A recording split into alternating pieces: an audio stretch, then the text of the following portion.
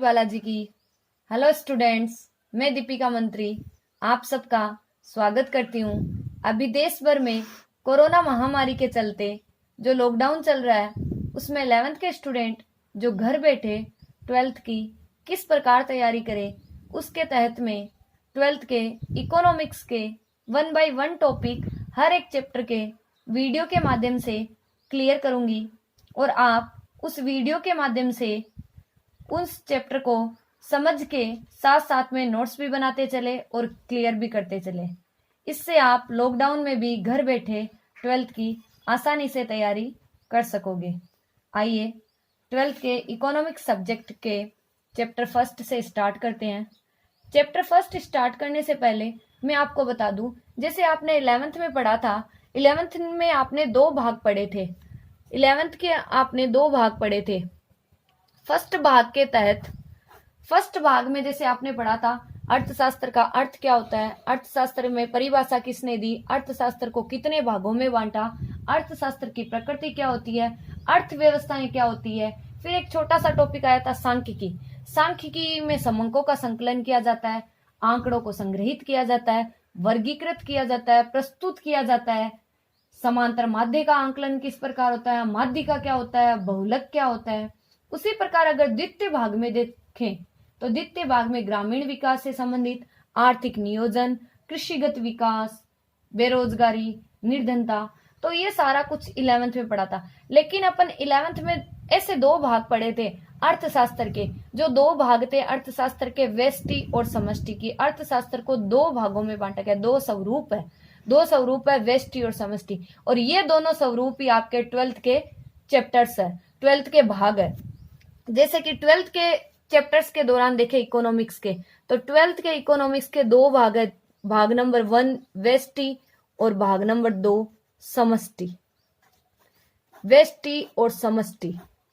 और अगर अपन first chapter से शुरुआत करें तो फर्स्ट चैप्टर में सबसे पहले अपन शुरुआत करेंगे व्यष्टि और समष्टि। और फर्स्ट चैप्टर को शुरुआत करने से पहले मैं आपको बता दूं कि व्यष्टि और समष्टि में अपन 12th के अंदर क्या क्या शामिल करेंगे। 12th के अंदर व्यष्टि और समष्टि में अपन किस प्रकार से इसको शुरुआत करेंगे। अगर व्यष्टि के दौरान देखें तो व्यष्टि में सबसे पहले अपन शुरुआत कर देते हैं अर्थशास्त्र का परिचय, उपभोक्ता का व्यवहार, उपभोक्ता का व्यवहार, उपभोक्ता, उनका व्यवहार, संतुलन, मांग, पूर्ति, उत्पादन, लागत, आगम,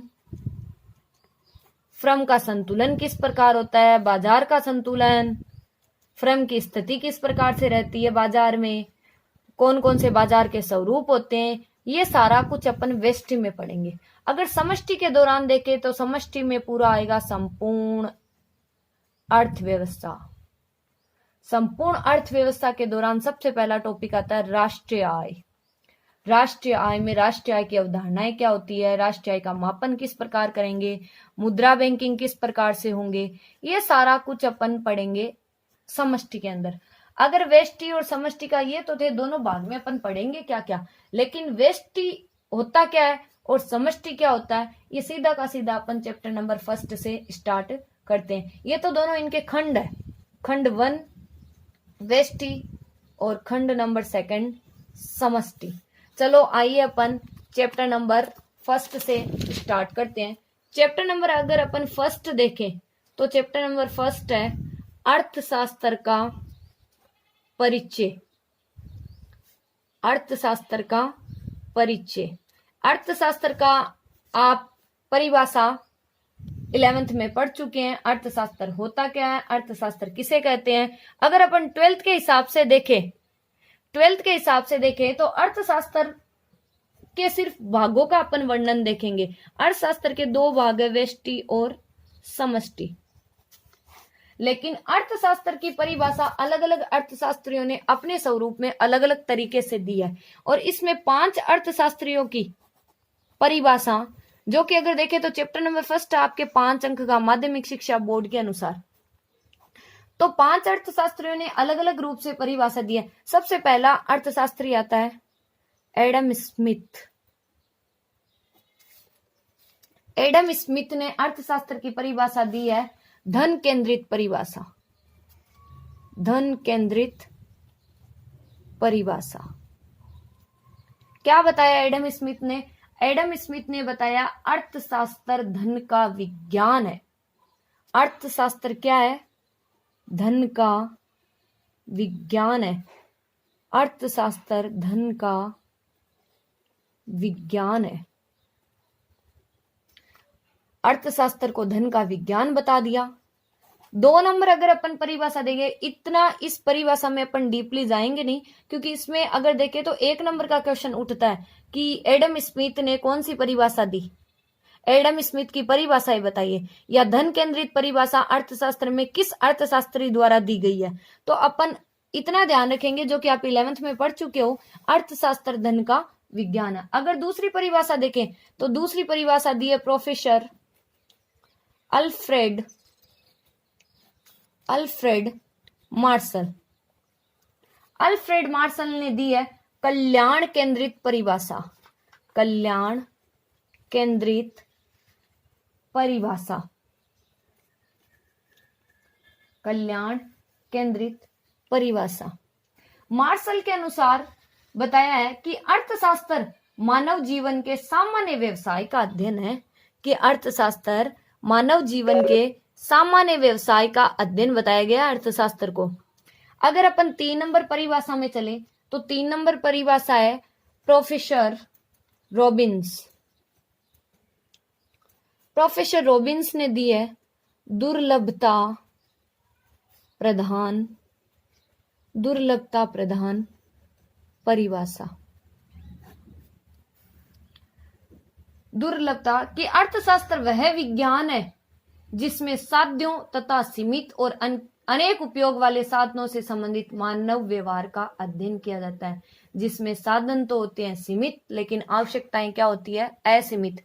अगर अपन कोई भी मान लो, कोई भी अगर व्यक्ति की फॉर एग्जाम्पल लेके देखते हैं, चलो आपका एग्जाम्पल देख लूं स्टूडेंट्स। देखो आपके एग्जाम्पल के हिसाब से चले, सबसे पहले अपने छोटे थे तब आवश्यकता रहती है साइकिल की, लेकिन जो साइकिल ले ली तो अपनी आवश्यकता बढ़ जाती है मोटरसाइकिल की, मोटरसाइकिल ले ली तो अपनी आवश्यकता बढ़ जाती है 4 व्हीलर की। तो आवश्यकताएं तो क्या रहती है? असीमित, लेकिन साधन क्या होते हैं? सीमित। तो प्रोफेसर रॉबिन्सन ने बताया कि आवश्यकता तो रहती है असीमित, परंतु साधन क्या होते हैं? सीमित। वैसे ही अगर देखें तो 4 नंबर परिभाषा दी है प्रोफेसर जेके मेहता ने दी है आवश्यकता विहीन परिभाषा। प्रोफेसर जेके मेहता के दृष्टिकोण से आवश्यकता विहीन परिभाषा, कि प्रोफेसर जेके मेहता ने बताया कि अर्थशास्त्र वह विज्ञान है जो मानवीय आचरण का इच्छा रहित अवस्था में पहुंचने के लिए एक साधन के रूप में अध्ययन करता है। कि अर्थशास्त्र को वह विज्ञान बताया कि जो मानवीय आचरण को इच्छा रहित अवस्था में पहुंचने के लिए उसने साधन के रूप में उसका अध्ययन करता है। उसी प्रकार 5 नंबर परिभाषा दी है प्रोफेसर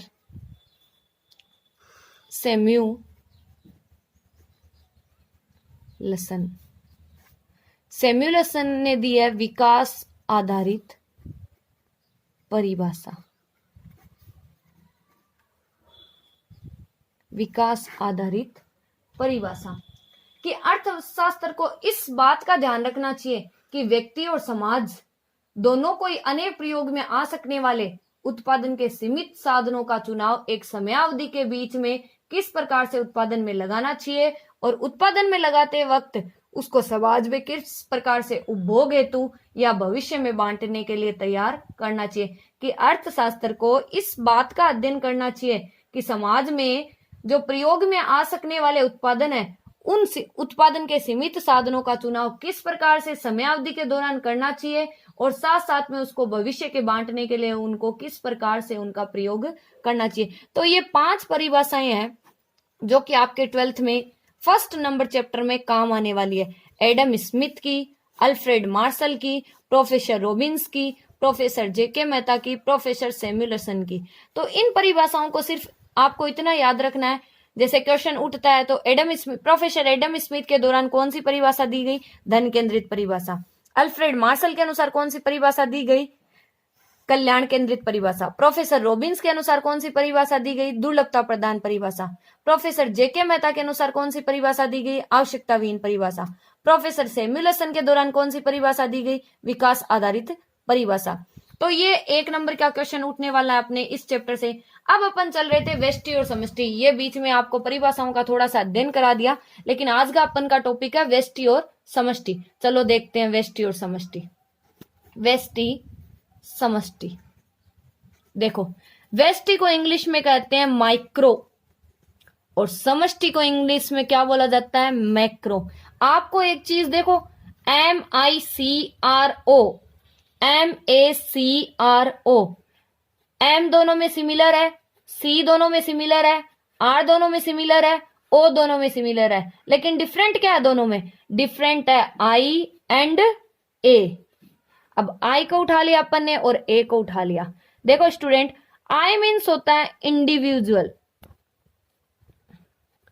और A मीन्स होता है ऑल। ये I और A दोनों के बीच में एक डिफरेंस की लाइन है, बाकी सारे मीनिंग सिमिलर है व्यष्टि समष्टि, लेकिन इसमें आधा व और स।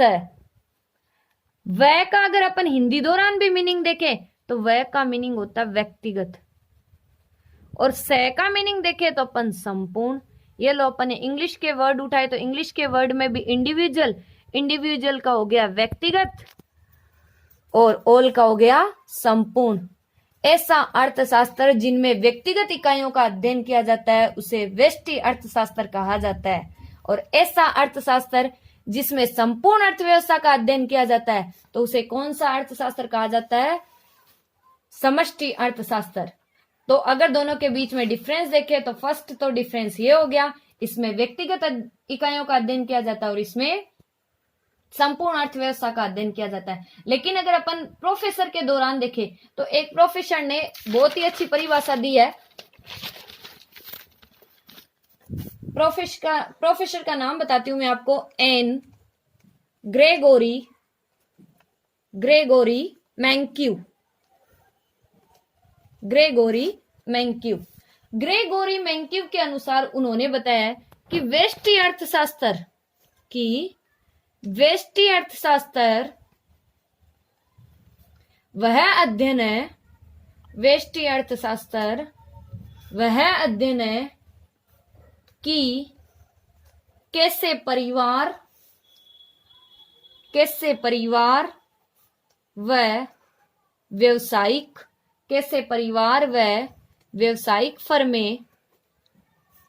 व्यवसायिक फर्में निर्णय लेते हैं। क्योंकि इसमें देखो, आपको जैसे बताया मैंने कि इसमें व्यक्तिगत इकाइयों का अध्ययन किया जाता है, तो व्यक्तिगत इकाइयों में तो परिवार और व्यवसायिक फर्में खुद दोनों स्वयं ही निर्णय लेगी, तथा वे विशेष बाजारों में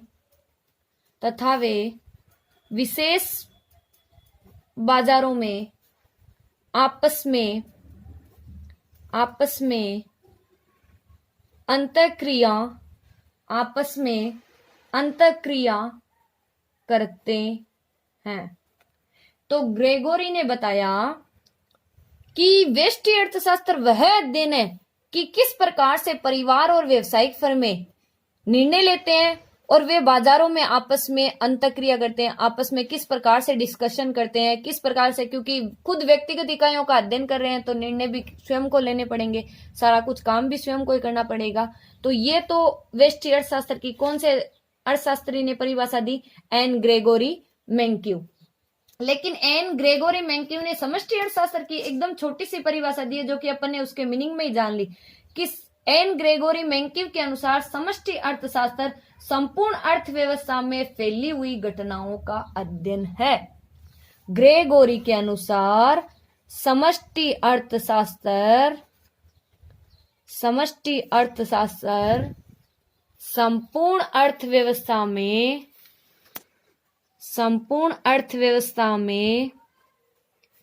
फैली हुई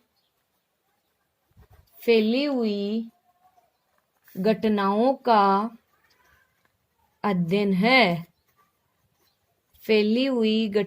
का अध्ययन है। कि समष्टि अर्थशास्त्र संपूर्ण अर्थव्यवस्था में फैली हुई घटनाओं का अध्ययन है। व्यष्टि अर्थशास्त्र वह अध्ययन है कि कैसे परिवार व व्यावसायिक फर्में निर्णय लेते हैं तथा वे आपस में अंतःक्रिया करते हैं। उसी प्रकार समष्टि अर्थशास्त्र संपूर्ण अर्थव्यवस्था में फैली हुई घटनाओं का अध्ययन है। ओके स्टूडेंट्स, आज तो अपन ने ओनली व्यष्टि और समष्टि का मीनिंग पढ़ा है। कल अपन इनके बीच में डिफरेंस जानेंगे। नेक्स्ट वीडियो में अपन इनके बीच में डिफरेंस जानेंगे, किस प्रकार से दोनों के बीच में अंतर पाया जाता है। और यह अंतर आपके एग्जाम के अनुसार देखे तो आपके पेपर के अनुसार देखे काफी महत्वपूर्ण है। तो ये आपका जो चैप्टर था वो 5 नंबर का चैप्टर था। 5 नंबर के चैप्टर में अभी अपन ने एक टॉपिक की शुरुआत की है। तो पहले टॉपिक की शुरू करने से पहले अपन ने कुछ परिभाषाओं को जान लिया, फिर परिभाषाओं के बाद में अपन ने व्यष्टि और समष्टि के मीनिंग पे आए। व्यष्टि और समष्टि के मीनिंग के दौरान अपन ने व्यष्टि और समष्टि का मीनिंग पढ़ा और व्यष्टि और समष्टि के मीनिंग को आगे बढ़ाएंगे अपन नेक्स्ट वीडियो में। Thank you. नोट से करना। Okay, thank you.